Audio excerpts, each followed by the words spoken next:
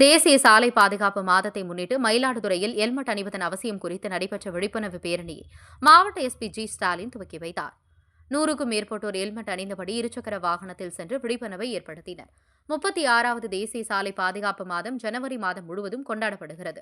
அதன் ஒரு பகுதியாக மயிலாடுதுறை மாவட்ட போக்குவரத்து காவல்துறை சார்பில் தலைக்கவசம் அணிவதன் அவசியம் குறித்து விழிப்புணர்வு பேரணி நடைபெற்றது. இதனை மாவட்ட காவல் கண்காணிப்பாளர் ஜி ஸ்டாலின் கொடியசைத்து துவக்கி வைத்தார். முன்னதாக தலைக்கவசம் அணியாமல் சாலையில் சென்று கொண்டிருந்த வாகன ஓட்டிகளிடம் விழிப்புணர்வு நோட்டீஸை வழங்கி தலைக்கவசம் அணிவதன் அவசியம் குறித்து எஸ்பி எடுத்துரைத்தார். பின்னர் பொதுமக்களுக்கு தலைக்கவசத்தை வழங்கினார். மேலும் பேரணியில் தலைக்கவசம், உயிர்க்கவசம், உயிரை காக்க ஹெல்மெட் போடு, சாலையில் அலைபேசி ஆபத்தாகும், நீ யோசி, மது அருந்தி வாகனம் ஓட்டாதே உள்ளிட்ட பல்வேறு விழிப்புணர்வு வாசகங்கள் அடங்கிய பதாகைகளை ஏந்தியபடி இருசக்கர வாகனத்தில் தலைக்கவசம் அணிந்து 100க்கும் மேற்பட்டோர் பேரணியாக சென்றனர்.